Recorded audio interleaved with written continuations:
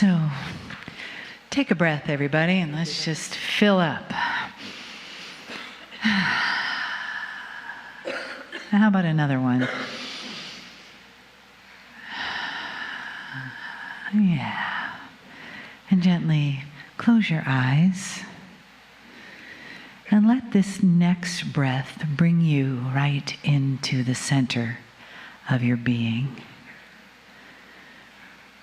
And then just to stay there, breathing softly, letting your consciousness follow your breath. And with each breath, invite in this energy that's here. The sacredness of this room, this place, this family. And breathe that in as you are a part of the sacredness, this room and this family. And let yourself say yes to that inside. Yes, I am. I am that I am. I am here, and I am here to receive in the space of the all-knowing and the love that is here, that is supported and nurtured here, and that is given to us in many different ways. And so we receive that together as one large, breathing, beautiful family of love.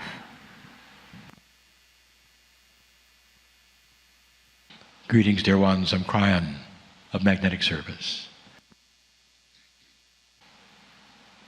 I sit again at the Temple of Wisdom in Delphi University.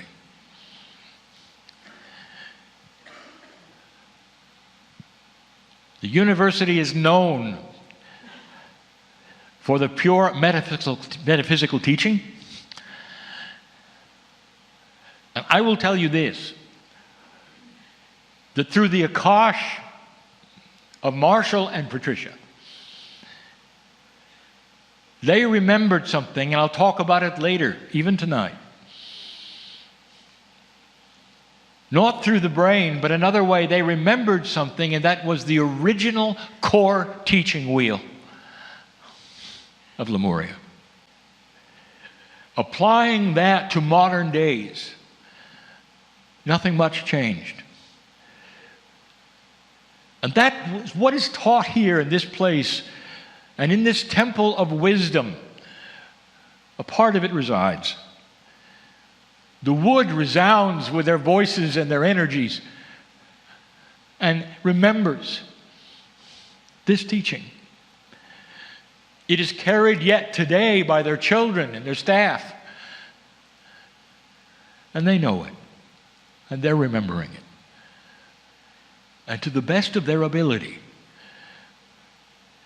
these core, pure love teachings can be carried on, untouched, untarnished, and beautiful. I am in this place that I often visit, and it changes the way we channel and what we channel. And the reason is this: even the elements are one with consciousness on this planet. And the more of these things are realized and the healings that occur in places like this, on this campus, the more powerful these truths become. And in the power of the truth, it goes literally into the crystalline grid, into the carpet and the wood, the intent of the builder, and it remains here. If it were possible for you to come into this place late at night on your own, there would be activity, and you'd feel it. And you could stand seemingly all alone here, And you might even hear the voices of those who built it. It is sacred by design, beautiful, and it continues. Through free choice of those stewards, it remains pure. And so when we come to a place like this that's all warmed up and ready to go, the channelings sometimes are a bit different. These midday channels are often about those who sit in the chairs and what they bring here. Channeling is unique to every single human being who channels. Absolutely. There is no manual that says this is what it should be, this is what it should sound like. There instead is a manual of love, of purity, of potential, of possibility, of opening the door to the higher self. And when that door is open, some will channel that which is their sacredness, their own higher self will come forward, help guide their lives. Sometimes it will speak to others, sometimes only to them. Profound channels. Sometimes another entity, if you wish to call it that, an energy, will come in. That's what happened to my partner. Some would say, well, what if my partner had never said yes? What if he liked his career and liked his man brain and didn't want to wander into that which was odd and unusual? And the answer is one that is practical but real. There are others who would have said yes, and this would have happened with someone else. Because as Kryon, I will tell you I'm here for the shift, and there's nothing that would have stopped my coming. Because humanity is ready, through channeling, to hear truth. And the truth is this: you are born magnificent. And now the magnificence starts to show. And in that you discover yourself. All of the tools you said you didn't have, all of the things that perhaps you were never taught, exist. You start to be shown what they are, what they might mean, what the energy feels like. For those who have never done it, and most of you truly have not, it's like children who must be shown slowly how things feel when they're correct. All of you learn to read. Can you remember the day when you realized you were reading and the synapse in your brain started to click over? And the words that you were being taught and you struggled with started to flow. And inside there might have even been a little euphoria. Even if you didn't tell your mom or your dad, the little euphoria that said, I'm doing it. I'm reading. This is the example. Tools that you are taught that are already there. Dear ones, you should have been remembering to read. That is starting to happen now with infants coming out of the womb, literally. Within a very short amount of time, starting to remember things that they had before, instead of having to be taught them yet again. But you remember what that felt like. This is the same process as you walk through the teaching of channeling in particular, of knowledge, that you start at some level to click into a greater truth. And then you start realizing this isn't simply facts and figures. It isn't simply knowledge of energy. It's real. And you start to hook in to tools that are already there. That's what is shown in this place. That healing is possible through the individual, through others. It is simply an energy of understanding what is there. Channeling is understanding what is there.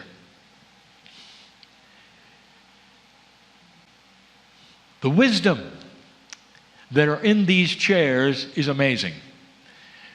For every single one of you, there is no holdout here, has been here before. There are a group of very old souls in front of me among this group who have been here since the beginning original teachings, who are starting to awaken to those teachings and realizing they're in this university. Ringing true in every word.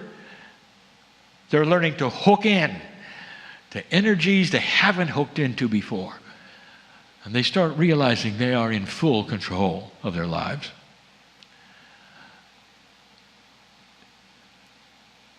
There are those who would object. They say, Kryon, I'm having a hard time.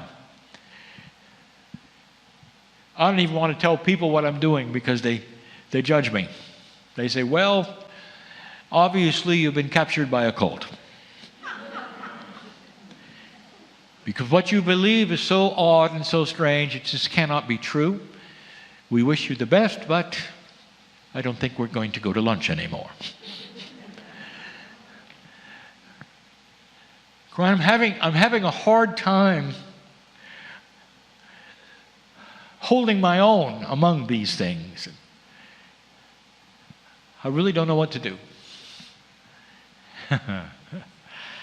Every single one of you, I want you to take a trip with me. If you hadn't noticed before, the walls of this place are covered with pictures. And the pictures are often designs, and sometimes they're of people. Sometimes they are masters of the past. They represent cultures that are far, far away, and some which are yours. In a round building, there is no bias. The east-west is not really known as you sit in here. And in the roundness, like the circle of the Lemurian teaching wheel, there is no bias that would say this was right, this is wrong. Even the dais is disguised, and the altar. And the real center is where the crystals are, where the fulcrum is. All this to say that there doesn't seem to be a central doctrine or a prophet in the building. It seems to be instead a celebration of all that is. So what is it trying to say to the one who might walk in here who has no idea what they do here? They may be confused, and they may say, well, they've just thrown it all together in hopes that one of them is right. And that is the linear thinker who will walk into a metaphysical bookstore and be so confused and leave and say they have no idea of truth. Not understanding that the core truth is on all the walls. Because the core truth goes beyond that which is doctrinal. It goes through the ages, through the prophets. The core truth comes from the center of every single human being, represented in that which is the higher self. The oneness of all things is the master of wisdom. This little trip I want to take you on is one where I want you to meet a number of masters. Pretend for a moment that on a grassy hillside, they're all there. I'm not going to give their names because you'll recognize them by their faces, perhaps, by their cultures, perhaps, by what you've taught, perhaps. And they're the masters of the ages. Some of them called prophets. Much scripture from all cultures has been written. And there they stand. You have to wait for a moment because right at the moment they're in a circle holding hands. And then they break the hands and they look at you and they hold them wide open as to say, why don't you come? Come and listen. Now, right there at this juncture, I want to ask you something. Are they strange? Are you going to run the other way because they're a cult? And the answer is no. Because no matter who you are on this planet, no matter what spiritual system you may have, they're all standing there together. You may be motivated to one more than another because you've been taught more about the one than the other. But they're all equal. All have had an impact on this planet that is profound and still is. And they all stand there with their hands open, in peace, smiling, as to say, why don't you come over? Why don't you sit down and just listen for a moment? And you do, because you're not afraid. You're not afraid because of what you know about one of them, or maybe two of them, or maybe all of them. What you know is they are filled with love. That they are so safe, that they've done miracle after miracle, that they love humanity. Beautiful, they all are. Their face shining like they had their own energy of the sun itself. And you feel so good, and you say, I can hardly believe that I could be here. And then you sit at their feet. And then something happens which startles all of you. They turn and face each other. They do, in their own circle. And they walk toward a center. And they all meld into a light. And the light has no form, but it has a voice. And you begin to listen to the voice, and you realize it's the voice of all of them at once. And you start to listen to that which they have to say. And they start telling you of your magnificence on the planet. They start telling you how blessed you are to be in this shift. They impart to you healing and love and information and ask you to take it back to your workplace, to endure the slings and the arrows of those who would call you inappropriate, and not to respond in kind. They would tell you that your compassion is king, and that if you have it for everyone you see, they will feel it. Eventually, will leave you alone. Some will feel it and be attracted to you because you carry what the masters are talking about. And that light, you can stare at that light. And it's so beautiful.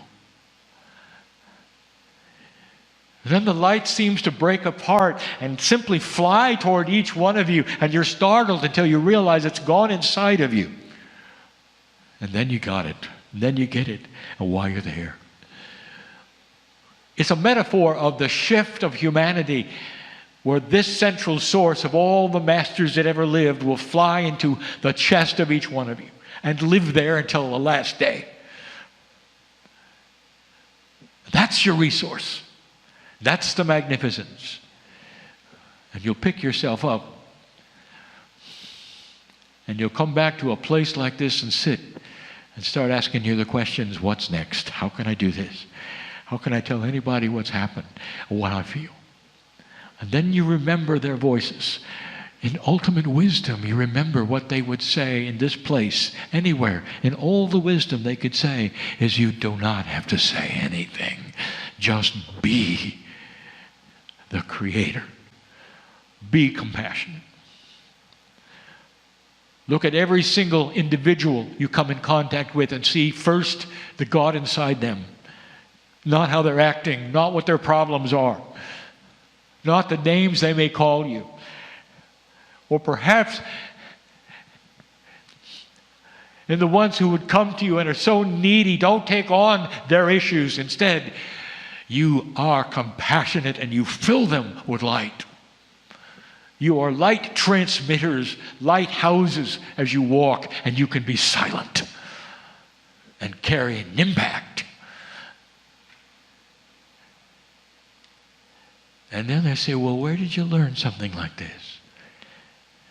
You can tell them about a university on the hill. You can tell them about a temple of wisdom. You can tell them about the country you came from, or the dreams you had, or the visions that you're enjoying. You can tell them that it's real. Everything they learned about the love of God anywhere is real, but it's bigger than they were taught. That it lives in everyone and is ready to be received with a new tool set on this planet. That's wisdom. Tonight we'll tell you a little more about the wisdom of the age, of some of the things that may be happening or not happening, about the recalibration of what the word wisdom itself may mean. Meanwhile, I just gave you the core truth of the magnificence of who you are, that it's allied with every master who ever lived, as represented in this room, partially. Go from this place, even now, differently than you came, and listen again to these words, that you might be refreshed with the knowledge that you didn't expect. That is your legacy. Also, to awaken at this time and carry something you didn't expect, called your own magnificence. And so it is.